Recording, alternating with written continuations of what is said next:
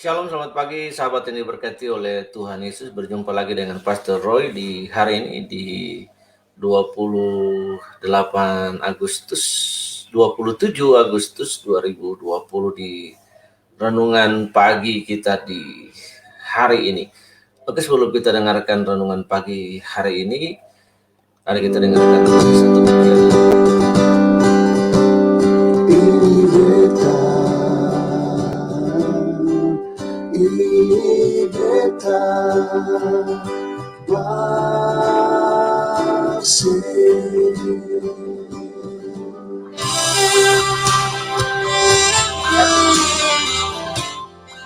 Pujian bagi kita untuk membuka renungan kita di hari ini oleh Jessica Kakiai, sebuah lagu yang dinyanyikan oleh Jessica Kakiai, diciptakan oleh Pendeta Ferry Haurisa.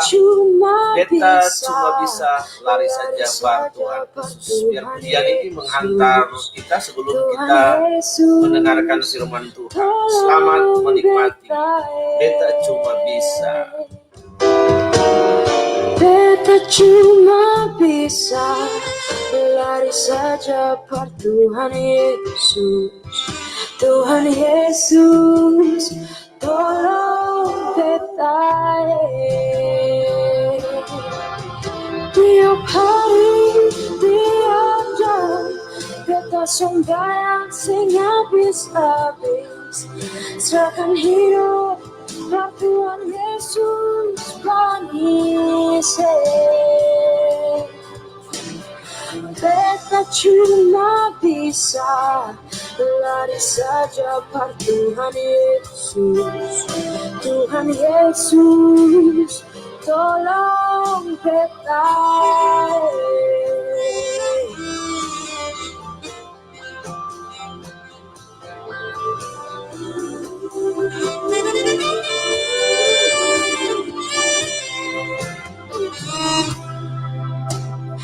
Beta cuma bisa lari saja par Tuhan Yesus. Tuhan Yesus, tolong beta. Beta cuma bisa lari saja par Tuhan Yesus. Tuhan Yesus, tolong beta. Tiap hari, tiap jam, beta sembahyang sing habis-habis. Serahkan hidup par Tuhan Yesus, manise. Beta cuma bisa lari saja par Tuhan Yesus. Tuhan Yesus, tolong beta.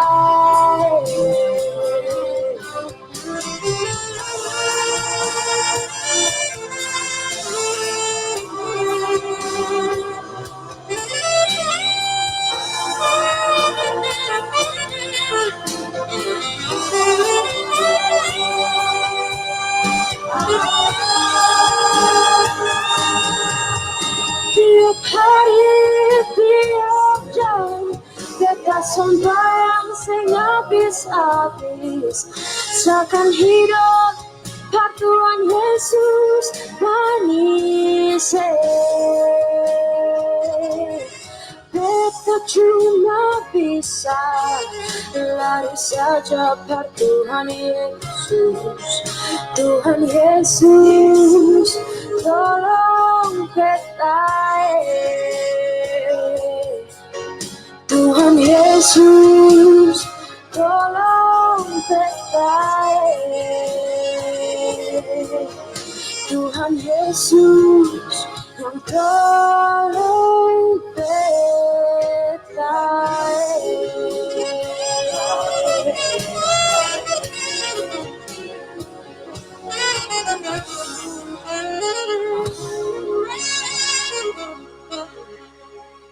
Yesuslah jawaban bagi dunia, satu pun yang dapat melebihi Dia.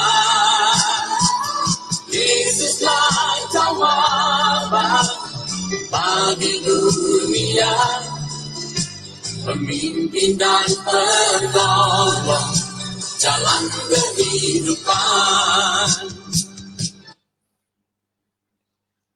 Shalom sahabat yang diberkati oleh Tuhan Yesus di hari ini. Mari kita berdoa sebelum kita melakukan pembacaan Alkitab kita di hari ini. Tuhan, kami bersyukur hari ini 27 Agustus, Tuhan, kami sudah berada di akhir penghujung dari bulan ini. Kami bersyukur atas pemeliharaan Tuhan yang jauh melampaui apa sendiri yang kami pikirkan, yang tidak pernah kami lihat, yang tidak pernah kami dengarkan Tuhan. Kami bersyukur atas pemeliharaan Allah yang hebat atas kami. Sebelum kami beraktivitas di hari ini, melakukan aktivitas-aktivitas kemanusiaan kami, baik work from home atau Tuhan on office, kami berdoa, Tuhan, let the grace, the kindness, Tuhan, anugerah-Mu berlaku atas kehidupan kami sepanjang hari ini. Kami bersyukur di dalam nama Yesus, berkati pembacaan firman. Kami percaya bahwa iman timbul oleh pendengaran dan pendengaran akan firman Kristus. Roh Kudus, tolong mengiluminasi kami, sehingga apa yang kami baca, Tuhan, boleh kami mengerti dengan cara yang paling sederhana. Kami bersyukur dalam nama Yesus. Amin. Nah, sahabat yang diberkati oleh Tuhan Yesus, di hari ini, pembacaan kita terambil dari dalam 3 perikop yang berbeda dengan 3 poin, karena 3 poinnya berbeda. Poin yang pertama adalah dalam Markus pasal yang pertama ayat yang ke-35. Bapak Ibu Saudara yang dirahmati oleh kasih karunia Kristus, Markus pasal yang pertama ayat yang ke-35. Kita akan melakukan pembacaan kita di situ. Bapak Ibu Saudara, pagi-pagi benar waktu hari masih gelap, ia bangun dan pergi keluar. Ia pergi ke tempat yang sunyi dan berdoa di sana. Jadi dalam Markus pasal yang ke-35 ini, Yesus menunjukkan sebuah tupos atau sebuah keteladanan. In the early morning he wake up, separate his own self from his disciples, dan kemudian make a relationship with his own father. Yesus pergi memisahkan diri dari murid-murid pagi-pagi benar, dan dia melakukan berdoa bagi Bapa, berelasi dengan Bapa.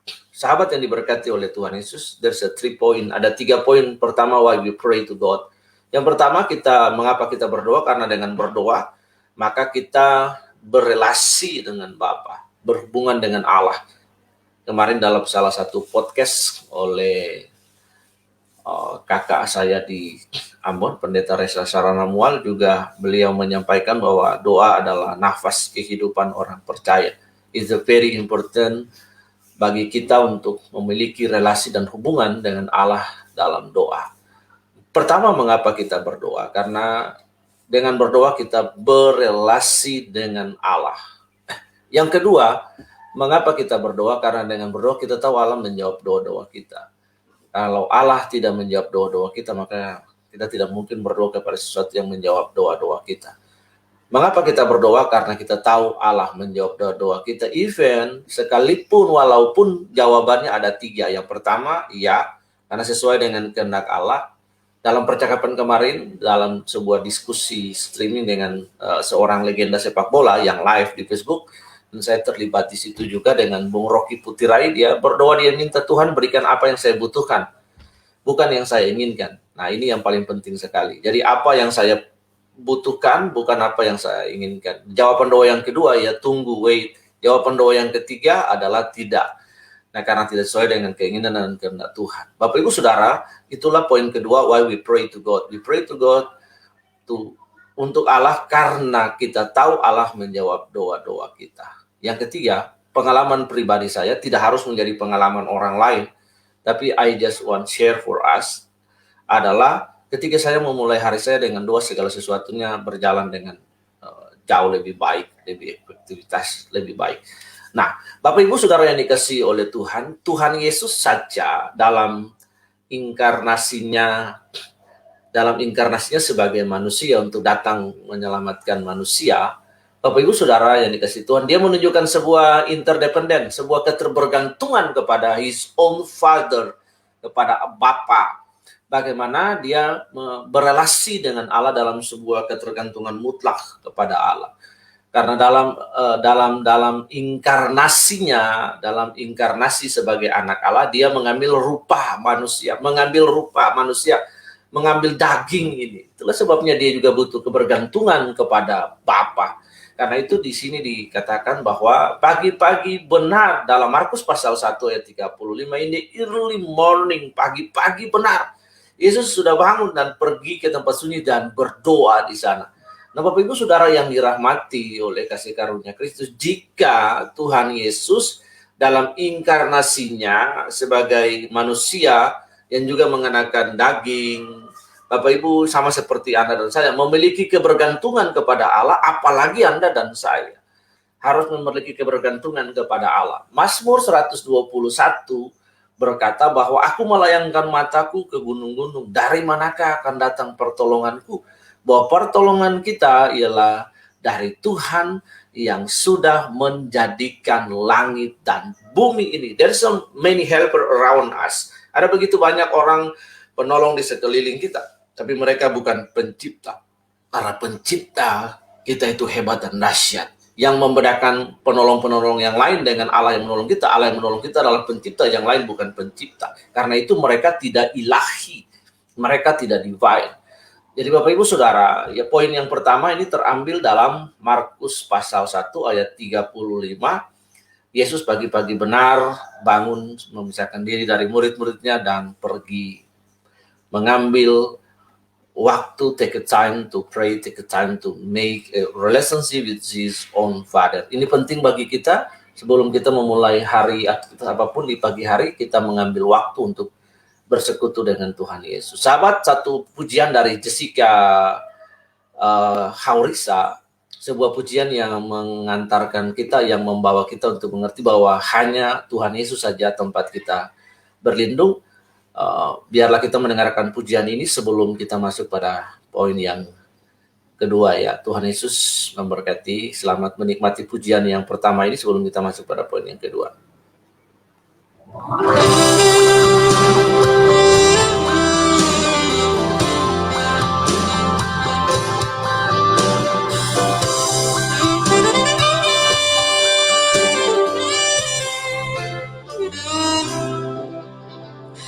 Beta cuma bisa lari saja per Tuhan Yesus.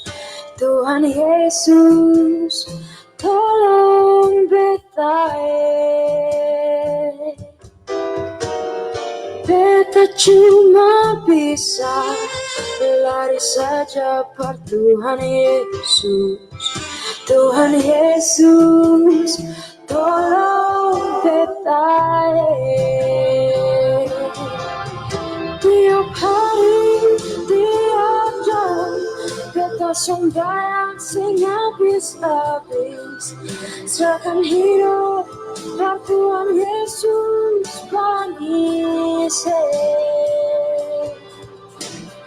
Beta cuma bisa lari saja per Tuhan Yesus. Tuhan Yesus, tolong beta.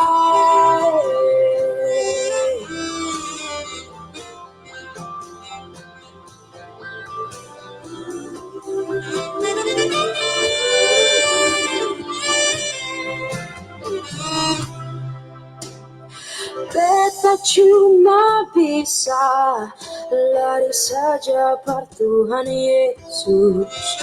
Tuhan Yesus, tolong beta. Beta cuma bisa lari saja per Tuhan Yesus. Tuhan Yesus, tolong beta.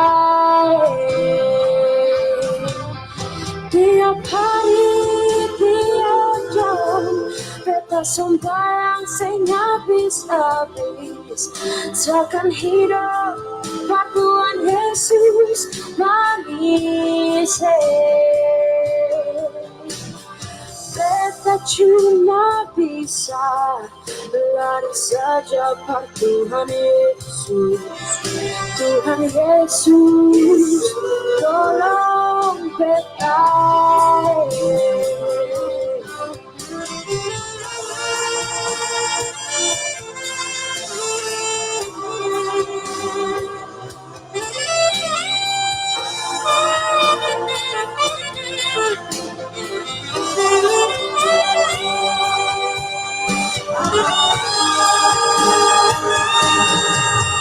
Tiap hari, tiap jam, beta sembahyang sehingga habis-habis. Seakan hidup pada Tuhan Yesus manis. Beta cuma bisa lari saja pada Tuhan Yesus. Tuhan Yesus, tolong beta. Tuhan Yesus, tolong beta.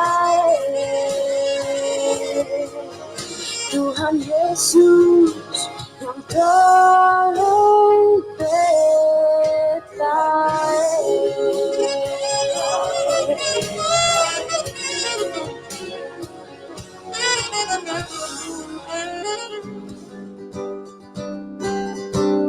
Ini beta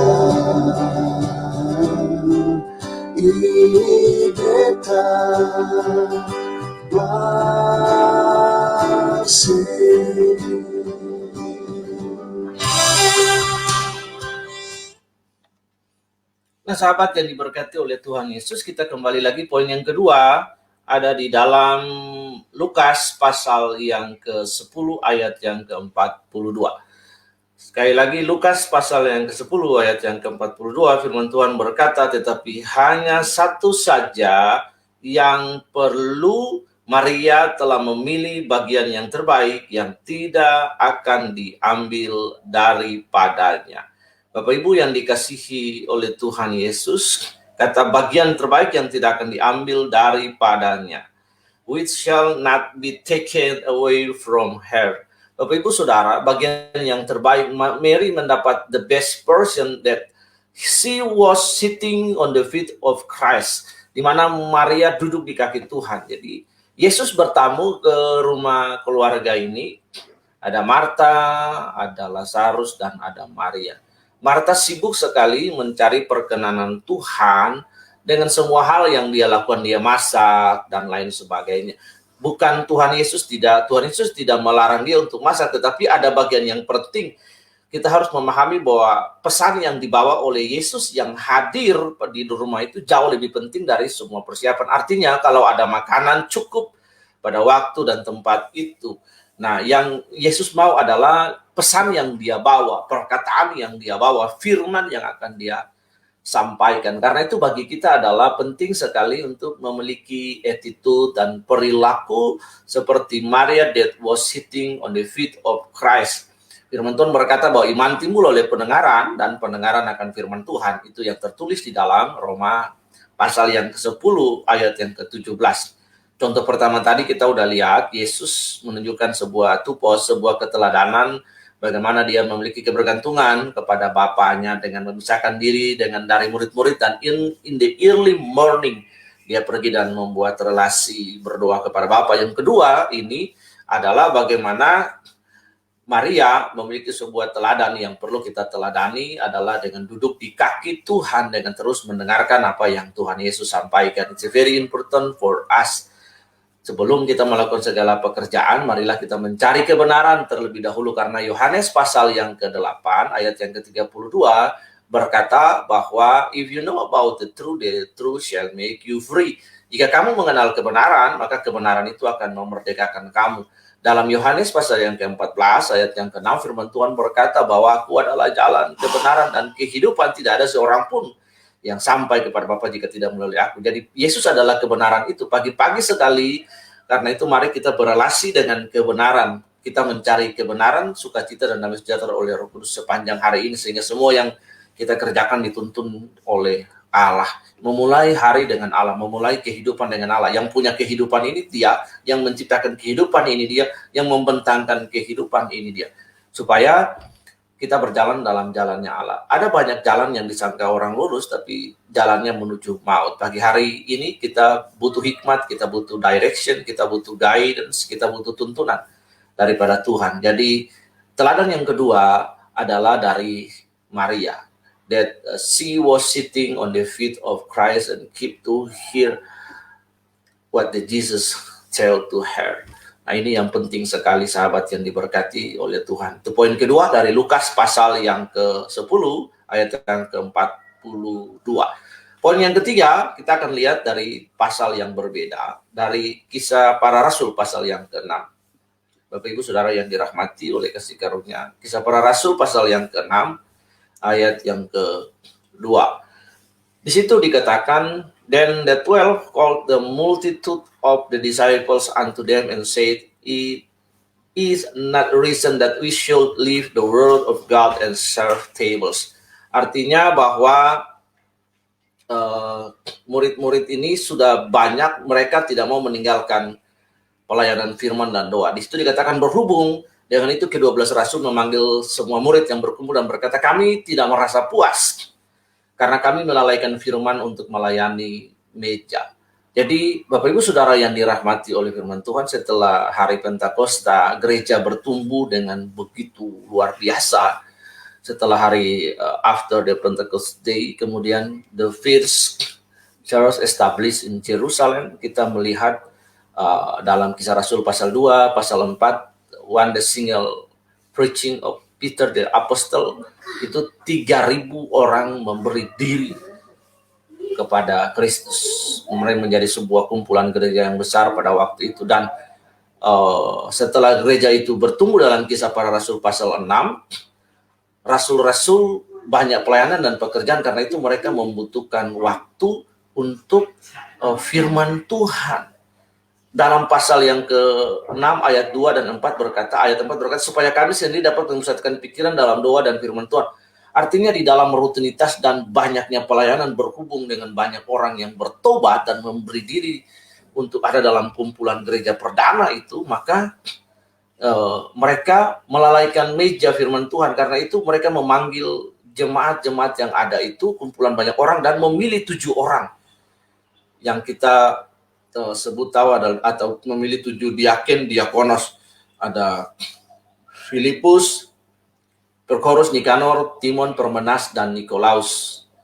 Nah, salah satu di antara mereka yang Tuhan pakai luar biasa adalah Stefanus. Bapak Ibu Saudara yang dirahmati, mereka memilih para pelayan ini supaya para rasul ini bisa memusatkan diri dalam 2 hal penting, the 2 important things for us as a pastor. Itu yang pertama adalah membaca firman Tuhan, bersekutu dengan firman Tuhan, dan kemudian berdoa bagi kumpulan jemaat yang dilayani. Ini sangat penting sekali Bapak Ibu yang dirahmati. Begitu banyak pelayanan itu baik. Saya punya prinsip, mendingan saya tidak bawa firman Tuhan, saya akan mengundang hamba Tuhan lain untuk berbicara di mimbar gereja yang Tuhan percayakan bagi saya, ketimbang saya membawakan firman, saya tidak bersekutu dan saya tidak berdoa. Itu prinsip yang penting bagi sekali. Jadi apa yang mau saya sampaikan? Karena khotbah saya, firman yang saya sampaikan itu harus lahir dari relasi yang dalam dengan saya, dengan Bapak. Apa yang Bapak sampaikan bagi saya, itu yang saya sampaikan ke jemaat. Nah, kalau saya tidak memiliki relasi dengan Allah dalam jam-jam doa dan saat teduh saya dengan Tuhan, apa yang harus saya sampaikan kepada jemaat, kepada umat? Karena yang mereka datang itu adalah dengan hunger, dengan thirsty. Alkitab berkata bahwa berbagai orang yang miskin di hadapan Tuhan, mereka yang punya kerajaan Tuhan. Miskin di situ bukan status, harta, dan lain sebagainya, tapi ptokos, the poor in the spirit. Jadi jemaat itu datang dengan roh, dengan kelaparan untuk dipuaskan. Untuk kebutuhan spiritual itu jauh lebih penting. Sehingga kebutuhan spiritual mereka itu dapat dipenuhi. Nah, kebutuhan spiritual ini hanya dapat dipenuhi dengan pelayanan yang datang dan berasal dari roh Allah sendiri. The ministry of the Holy Spirit, pelayanan yang datang dari roh Allah, pelayanan yang lahir dari persekutuan dengan roh Allah, that change the heart people. merubah hati orang-orang, menjamah hati orang-orang, merubah hati orang-orang. Ini yang paling penting sekali bagi kita. Jadi rutinitas pelayanan tidak boleh menggantikan jam kita membaca doa. Setiap ketiga dari kebiasaan dari dulu dan bahkan sampai di 2012 sebelum kami merintis pelayanan panti asuhan di kota Jembrana, dan panti asuhan itu puji Tuhan dengan teman-teman, dengan seluruh staf yang ada, merintis dari 2012. Sebelum itu saya punya jam-jam 2 pagi itu sudah ada. Lalu di pelayanan panti asuhan kemudian jam 2 pagi itu dirubah secara komunal itu 4:30 pagi. Jadi setelah 4:30 pagi itu bel sudah ada bunyi di asrama di sini. 4:30 pagi kita sudah harus berdoa, berlutut, menyembah dan berdoa, entah puji-pujian atau penyembahan. Kita sudah berdoa karena doa itu sangat penting bagi saya. Saya akan sangat marah dengan semua staf, dengan semua anak-anak kalau jam-jam doa itu dilalaikan. Bagi saya pekerjaan-pekerjaan lain bisa dikerjakan, bisa ditunda.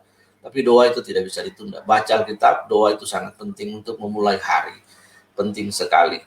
Karena itu Rasul Paulus, para rasul maksudnya, mereka sibuk dengan pelayanan. Karena kita lihat di awal gereja perdana itu bertumbuh, bagaimana mereka harus menata pelayanan. Dan sibuk sekali dengan ribuan orang dalam one single preaching itu. Orang 3.000 datang bertobat after the Pentecost Day. Setelah hari Pentecost, kita melihat di situ ada kesibukan dalam pelayanan sampai mereka melalaikan hati nurani para rasul itu.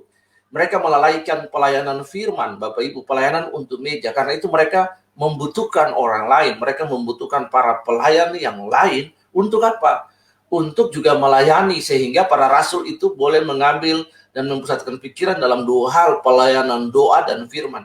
Dan jika seorang hamba Tuhan, seorang pendeta, seorang gembala tidak memiliki fokus dan hati persiapan dan untuk memusatkan pikiran dalam doa dan firman, pelayanannya tidak akan bertumbuh dengan baik. Pelayanannya tidak akan memberi buah dengan baik. Pelayanan-pelayanan yang dihasilkan dari roh, dari hasil hubungan dengan Tuhan Allah, itulah yang akan memberi dampak yang luar biasa. Biarlah 3 poin ini menolong kita. 3 poin ini saya summarize, saya ringkas dalam 3 poin. Yaitu yang pertama terdapat dalam Markus pasal 1 ayat 35. Bagaimana Yesus menunjukkan keteladanan bagi kita dengan in the early morning, pagi-pagi benar Yesus bangun dan memisahkan diri dan murid-murid dan pergi dan berdoa bersekutu dengan Bapa. Yang kedua, contoh yang lain, other example for us adalah bagaimana how Mary saw for all of us. She was sitting on the feet of Christ dan terus mendengarkan apa yang Yesus katakan. Dan Yesus katakan bahwa Maria mendapatkan bagian yang terbaik adalah bersekutu dan mendengarkan Tuhan berbicara. Karena itu Maria mengalami sebuah kemerdekaan. Yohanes 8:32 berkata, if you know about the truth shall make you free. Yang ketiga ada di dalam Kisah Rasul pasal 6. Bagaimana para murid, para rasul mempusatkan diri tidak kepada banyak aktivitas. Mereka menyadari aktivitas mereka akan menyedot waktu dan membuat jarak mereka dengan kebenaran, dengan firman, bersekutu dengan Allah. Lalu mereka memanggil dan mengangkat 7 orang penatua, 7 orang syamas, 7 orang diaken, 7 orang yang dipilih untuk melayani orang-orang miskin itu, sehingga para rasul juga mempunyai waktu untuk bersekutu dengan Allah. Karena tugas dari para rasul ini adalah bersekutu dalam doa. Dalam ayat 4, mempusatkan diri dalam pikiran dan pelayanan firman, dalam doa dan pelayanan firman. Karena itu seorang pendeta harus punya waktu untuk membaca Alkitab dan bersekutu dengan Allah. Dan pelayanan-pelayanan yang dia kerjakan itu harus lahir dari hubungan dengan Allah. Bukan karena pelayanan rutinitas, pelayanan yang sudah ditentukan oleh organisasi, tapi pelayanan itu lahir dari hati dan pelayanan itu lahir dari hubungan dengan Bapa. Hal-hal seperti itulah yang akan merubah kehidupan dalam pelayanan. Mari kita dengarkan sebuah pujian berikut dari jingle Pendeta Adi Manuhutu, dan biarlah hal ini menolong kita dan memberkati kita. Dan setelah ini saya akan berdoa bagi kita. Yesuslah jawaban bagi dunia, satu pun yang dapat melebihi Dia.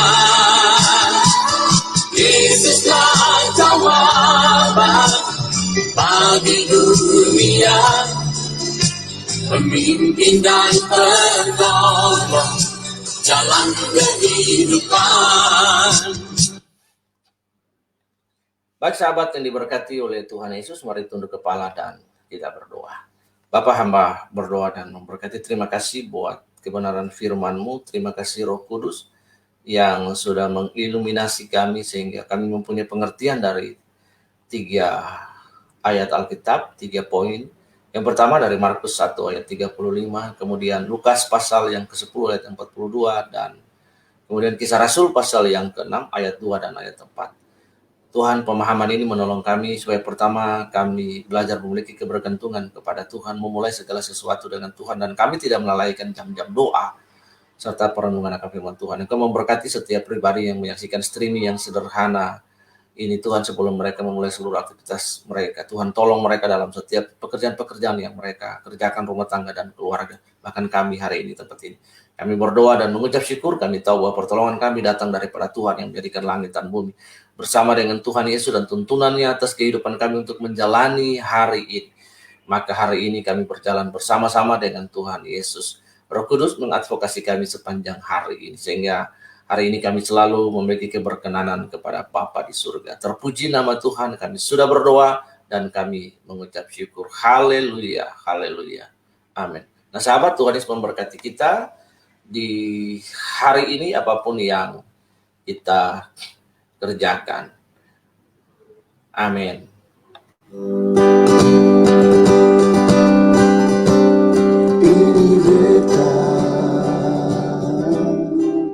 Ini beta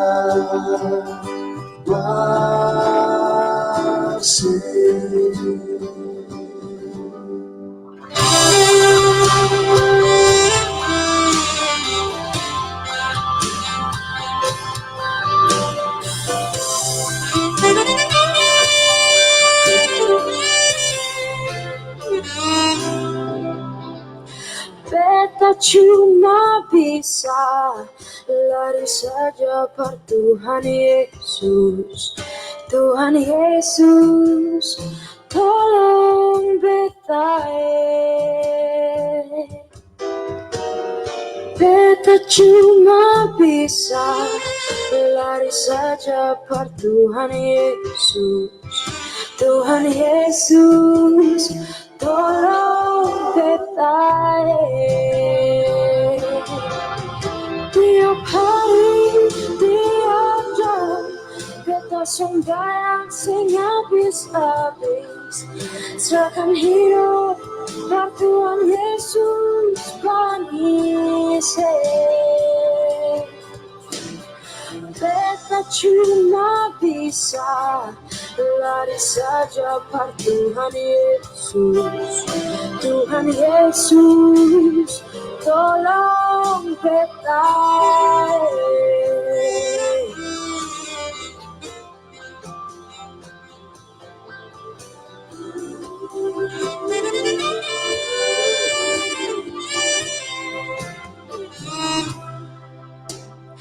Beta cuma bisa lari saja per Tuhan Yesus. Tuhan Yesus, tolong beta. Beta cuma bisa lari saja per Tuhan Yesus. Tuhan Yesus, tolong beta.